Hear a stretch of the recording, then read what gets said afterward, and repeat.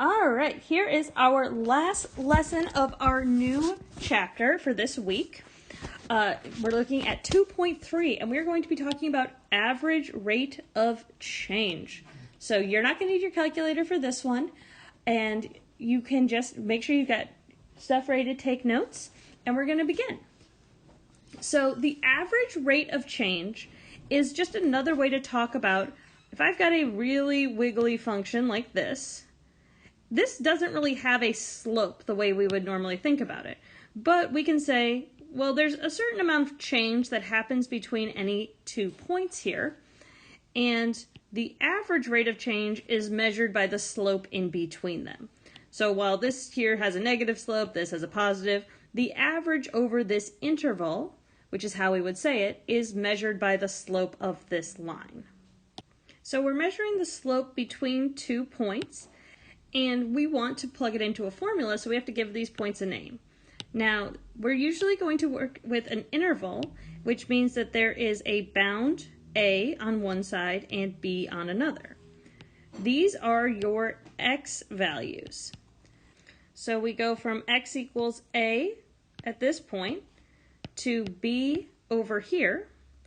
Those are our x values, and our y values, since we're looking at a function, the y value is the f of A and f of B. So now that we've determined the points and we've named them, we can plug them into the slope formula. So our average rate of change is our slope formula.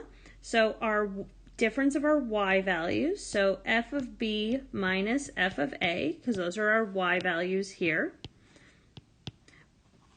divided by the difference of our x values, so B minus A. So this is coming from our slope formula y2 minus y1 over x2 minus x1, just with the interval and function notation combined. If you've got questions about the formula or anything here, as always, please put something in the comments or set up a meeting. Now, let's talk about how to use this formula to find the average rate of change of a function. So here we have f of x is equal to 3x minus 2, and x equals -1, so that's our a value, and x equals 5 for our b value. So we'll start off by plugging things into the formula of f of 5 minus f of -1 over 5 minus -1. f of 5 is 3 times 5 minus 2 minus 3 times -1 minus 2 for f of -1, all over, I'm going to simplify that to 5 plus 1, which then gives us 13 minus -5 over 6, which is 18 over 6, which is 3, and that's our answer. Now, if we were going to be sneaky, we would remember average rate of change is the same as the slope. Oh, look, this is a line. What's the slope of that line? 3. So here's again just justifying why this formula does in fact work. Now, you also might be asked to find the average rate of change between numbers that are not yet defined. So x is equal to a and x is equal to a plus 3.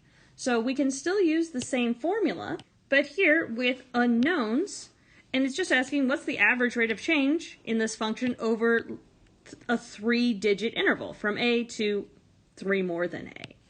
And so you can imagine how finding this pattern can be really helpful. So again, this is a, and this would be b, and we'll plug it into our formula. Now, when we plug in a plus 3 to our formula here, that means that we are replacing our x value on both sides with a plus 3. So make sure you're including your parentheses.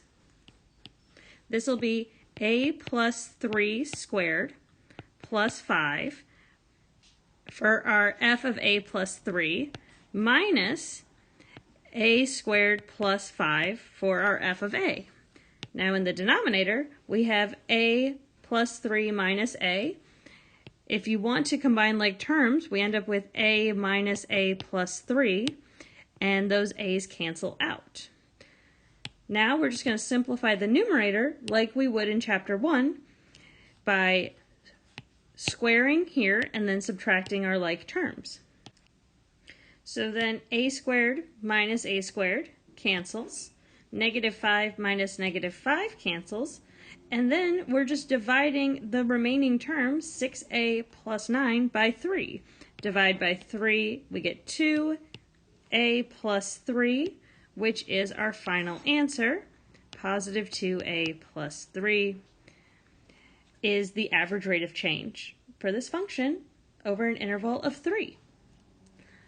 Now, our last question we might get asked is using a table. So here we have, based on the information in the table, find the average increase. Increase and decrease are also rates of change in people with email access between 1998 and 2002 each year. So if I'm looking at the table, I'm wondering about, these are my intervals. So I have my A and my B. And looking at the table, it's years since 1990. So here are my A values, and 2002, which would be our B values. And here is our X and our Y. So we can plug in our functions from the table. So the value at 12 is 382. At 8, it's 130 over 12 minus 8, which is 4. From there, it's going to be some subtraction and division. So 252 over 4, which is equal to 63.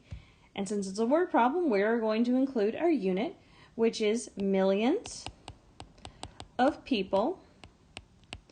And that's the unit for the numerator per year, which is the unit for the denominator. So the nice thing here is in the fraction, it sets up the unit. And that's how we would use a table to find our average rate of change.